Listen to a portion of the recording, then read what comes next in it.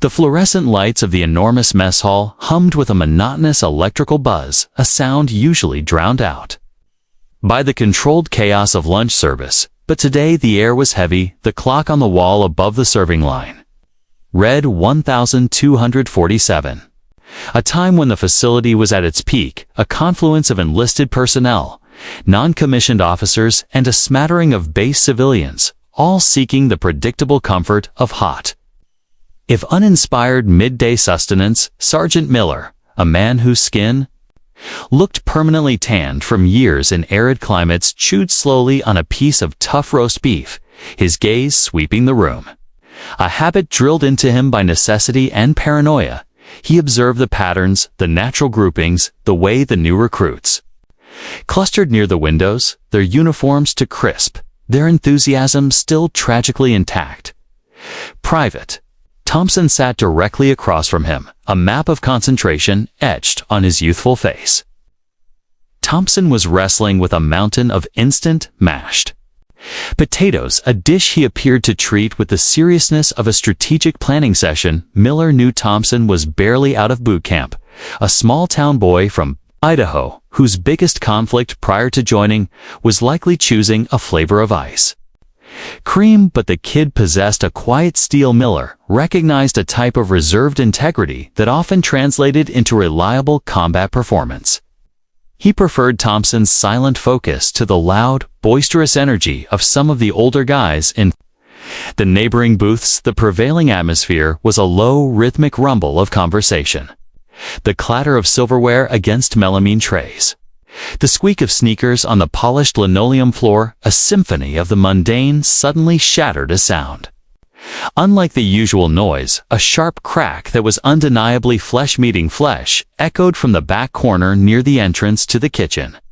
A slap, not the playful kind, but one carrying weight and malice. Immediately following it was a high-pitch, choked sound. A woman's startled cry instantly suppressed every single head in the entire vast room swiveled toward the source as if moved by a single invisible string. Miller paused, his chewing his jaw, freezing the roast beef forgotten on his tongue. The movement was slow, almost cinematic, as the realization of what had happened spread through the hall like a cold, oily slick. The noise of the mess hall abruptly died, leaving behind a sudden, terrifying vacuum, a silence louder and more oppressive than the previous din. Standing over a petite waitress was a hulking figure, a civilian by his attire, but one who clearly felt entitled to military spaces. He wore a threadbare camouflage jacket that looked like a cheap imitation of genuine issue fatigues, his hair greasy and long, his face flushed and bloated, an immediate picture of aggressive intoxication. The waitress, a young woman named Sarah, whom Miller recognized from her cheerful morning shifts, stood frozen, her hands clutched. Near her apron, a vivid red mark was blooming rapidly high on her cheekbone, a terrible scarlet stain against the pale skin. Seville took in the sight of the hundreds of staring eyes, and instead of shame or fear, his face contorted into a smug, self-satisfied sneer. He let out a loud, grating, bellowing laugh, a truly ugly sound that seemed to mock the collective stillness. It was a laugh of absolute contempt, of unchallenged dominance.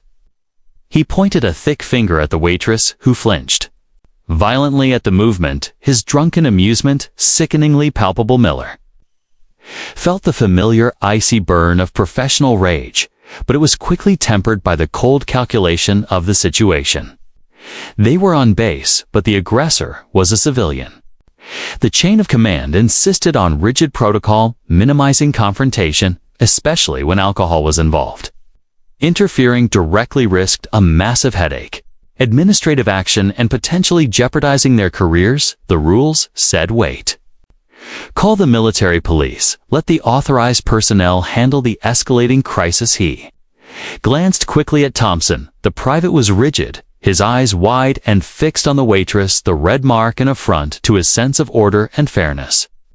Thompson's jaw was clenched tight, his breath held. He slowly lowered his tray, not putting it down but holding it suspended, a small, involuntary physical declaration of alarm. Miller gave Thompson a swift, hard look, a nonverbal command to stay down, to not engage.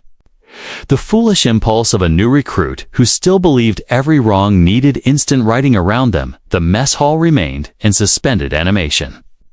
A tableau of paralyzed servicemen, some looked down at their food, pretending not to see others. Exchanged uneasy glances communicating the shared dilemma, the pressure cooker of morality versus regulation. Many were older, seasoned, non-commissioned officers who had seen worse things in foreign lands.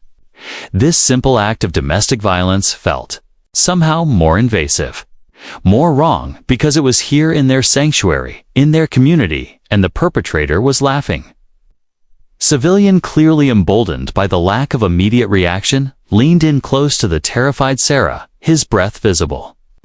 Even from a distance, he spoke something low and menacing, a slurry of words that did not reach Miller's ears, but the waitress's immediate recoil conveyed the threat. He then reached out a massive hand, clearly intending to grab her again. Or, worse, the moment stretched taut like a steel wire ready to snap Thompson.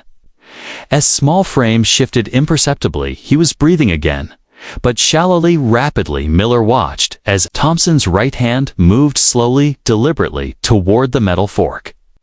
Resting on his tray, it was a pointless weapon, a utensil, but the gesture spoke volumes, a primal readiness to act regardless of the consequences. Thompson's gaze met Miller's for a fleeting second. In that look, Miller saw not defiance, but a pure, distilled determination, a refusal to accept the unacceptable.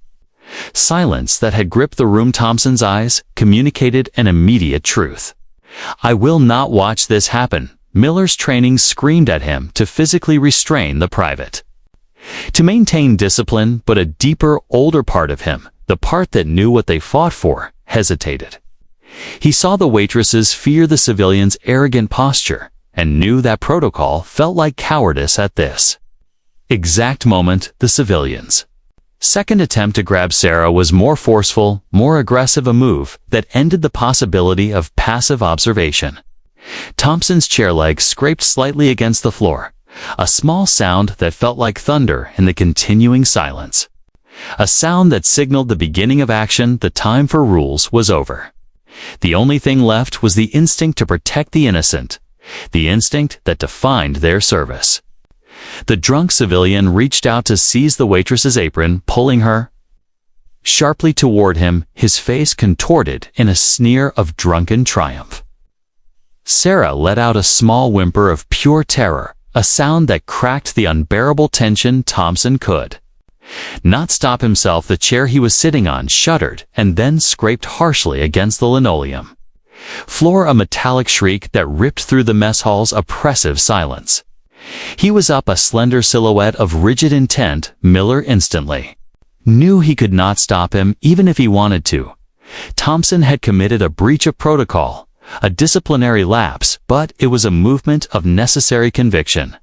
But Thompson was not alone. To tables over, Staff Sergeant Reynolds, a hardened veteran, known for his quiet demeanor, pushed his tray away with a decisive clatter. He stood up, his movement fluid and purposeful.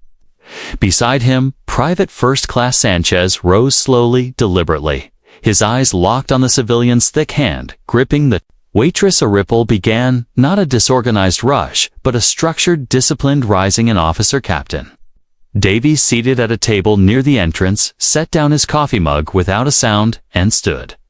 He did not give a command, he simply stewed. The action became a wave spreading outward from Thompson's initial defiance tables near the center, near the walls, near the serving line, the occupants all rising in a silent, powerful unity. The noise of 100 chairs scraping metal on hard floor was deafening, a sudden unified rumble. It was the sound of professional soldiers moving not in panic, but in cold, focused coordination. It was an unspoken order, universally understood. You do not touch one of ours. You do not lay hands on the helpless. Civilian's triumphant expression vanished instantly. He released the waitress as if burned, his head snapping up to survey the room. His jaw dropped open, his eyes wide and vacant in sudden, chilling sobriety.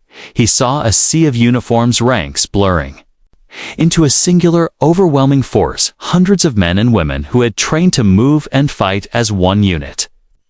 They were not shouting, they were not running, they were simply standing their shoulders, back their faces masks of controlled, impassive Eurytha. Sheer weight of their collective presence was crushing. The civilian found himself utterly surrounded, trapped by the sudden, silent presence of the entire mess hall. He tried to backpedal, stumbling over a chair that had been hastily pushed aside. His bravado evaporated, instantly replaced by naked panic. He looked left, right, then behind him, hoping for an exit, a gap, a sign of weakness, but there was none. Just an unforgiving circle of disciplined military strength. He understood the profound meaning of the silence. It was not hesitation or fear, it was preparation. It was the quiet before the storm, the controlled moment before 100 trained hands moved simultaneously. His laughter was dead silenced by the combined will of the United States Armed Forces, standing shoulder to shoulder, their gaze unwavering, their collective disapproval, a weapon far sharper than any blade. Only the heavy, oppressive silence of their judgment remained. He was alone, profoundly exposed, utterly defenseless, against the unified power of the room.